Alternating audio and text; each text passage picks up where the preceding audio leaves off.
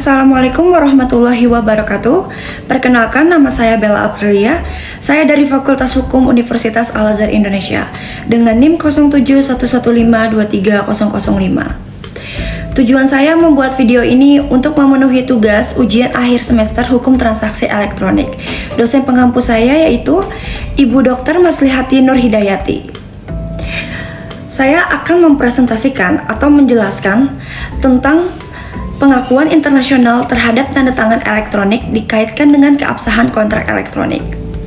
Baik, kita bisa mulai slide pertama. Di slide pertama ini ada pendahuluan. Pesatnya perkembangan teknologi informasi memberikan dampak besar dalam dunia hukum, khususnya pada transaksi elektronik. Pemakaian tanda tangan elektronik menggantikan tanda tangan basah pada kontrak menjadi elemen penting dalam transaksi ini. Dalam konteks global, muncul kebutuhan akan pengakuan lintas negara terhadap keabsahan tanda tangan elektronik, terutama terkait dengan kontrak elektronik, yang seringkali melibatkan pihak dari berbagai yurisdiksi. Slide selanjutnya adalah latar belakang dan rumusan masalah. Latar belakang perkembangan teknologi informasi berdampak besar pada transaksi elektronik, khususnya pengguna tanda tangan elektronik pada kontrak. Pengakuan lintas negara menjadi krusial dalam konteks global. Rumusan masalah: 1. Bentuk pengakuan internasional tanda tangan elektronik. 2. Hubungan tanda tangan elektronik dengan keabsahan kontrak. 3. Tantangan hukum penerapan lintas negara. Pengakuan internasional tanda tangan elektronik. Perbedaan regulasi antar negara menimbulkan tantangan dalam pengakuan tanda tangan elektronik.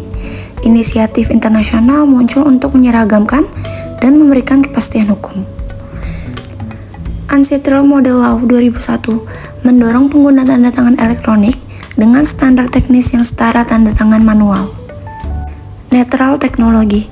Model hukum ini tidak terbatas pada satu jenis teknologi, seperti PKI, untuk fleksibilitas. Peran CSP atau Certification Service Provider bertanggung jawab menjamin validitas dan keaslian tanda tangan elektronik. Definisi kunci Ancestral Model Law 2001.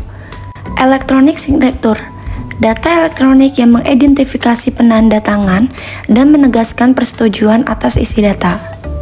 Certificate, pesan data yang menunjukkan kaitan antara pemilik dan tanda tangan. Data message, proses pengiriman, penampungan, dan mengarsipkan data melalui media elektronik. Signatory, seseorang yang memegang tanda tangan dan bertindak untuk kepentingan pribadi atau diwakilkan. Pengakuan hukum tanda tangan elektronik. Ancestral Model Law menjadi acuan global. Pasal 7 menegaskan bahwa tanda tangan elektronik sah dan setara dengan tanda tangan tradisional menimbulkan akibat hukum.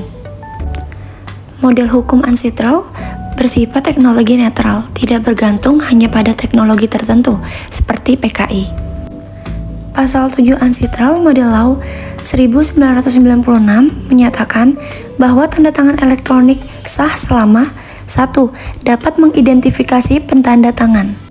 2. Menunjukkan persetujuan atas isi data.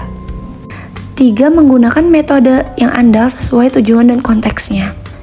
Pasal 11 memberikan peluang tanpa batas untuk menciptakan metode tanda tangan elektronik. Pasal 12 Ancestral 2001 membuka peluang pengakuan sertifikat dari luar negeri dengan standar internasional. Model ini menjadi acuan berbagai negara dalam menyusun hukum e-commerce dan kontrak elektronik lintas batas. Peran tanda tangan elektronik dalam keabsahan kontrak. Undang-Undang Nomor 11 Tahun 2008 mengakui informasi, dokumen, dan hasil cetak elektronik sebagai alat bukti sah. Pasal 5 ayat 2. Bisa dilihat, di sini ada syarat keabsahan dokumen elektronik. 1. Mampu memulihkan data secara keseluruhan. 2. Memastikan informasi tersedia, asli, aman, rahasia, dan mudah diakses. 3. Sejalan dengan tata cara atau instruksi yang berlaku. Kekuatan buktinya, dokumen elektronik bertanda tangan digital memiliki kekuatan bukti tertulis, setara akta otentik jika memenuhi syarat undang-undang. Namun tidak berlaku untuk syarat yang harus tertulis atau akta notaris atau pejabat pembuat akte. Pengakuan tanda tangan elektronik oleh negara. negara memiliki keleluasan dalam menentukan standar pengakuan tanda tangan elektronik. 1. Standar minimalistik, mengakui tanda tangan elektronik meski tidak mencapai standar ketat dengan resiko pemalsuan dianggap tindak pidana komputer. Standar ketat, hanya mengakui tanda tangan elektronik yang keamanannya terjamin melalui audit CA dan lisensi negara. Beberapa standar, menerima tanda tangan dari CA berlisensi atau belum dengan keunggulan bagi CA berlisensi, contoh Singapura dan Hong Kong. Tantangan hukum lintas negara. Era digital membawa tantangan baru dalam hukum perdata internasional, khususnya penentuan yurisdiksi dan konflik hukum. Ketidakpastian yurisdiksi, transaksi digital tanpa batas geografis mempersulit penentuan forum hukum, memicu forum shopping. Konflik hukum nasional. Identifikasi lokasi kontrak elektronik sulit dan pilihan hukum dapat ditolak karena kebijakan publik lokal. Diperlukan prinsip yurisdiksi yang lebih fleksibel dan inklusif. Tantangan pengakuan putusan asing digital. Digitalisasi menciptakan kompleksitas dalam pengakuan dan penerapan putusan asing dari sengketa digital. Di sini ada ketidaksamaan standar prosedural. Proses daring dapat menimbulkan keraguan pada prinsip keadilan, berpotensi putusan tidak diakui. Ada kompleksitas pembuktian. Perbedaan standar pengakuan bukti elektronik antar yurisdiksi menyulitkan penerimaan putusan. Dan yang terakhir, ada hambatan teknis dan kelembagaan. Kurangnya infrastruktur hukum dan teknologi negara berkembang menciptakan kesenjangan akses keadilan.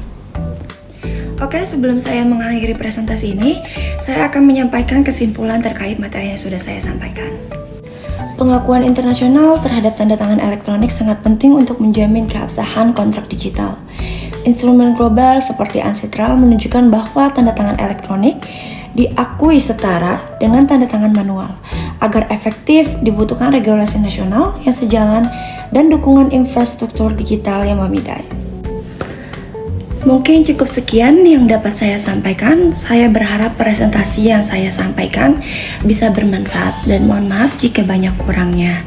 Terima kasih kepada dosen saya yaitu Ibu Maslihati Nur Hidayati. Saya tutup presentasinya. Assalamualaikum warahmatullahi wabarakatuh.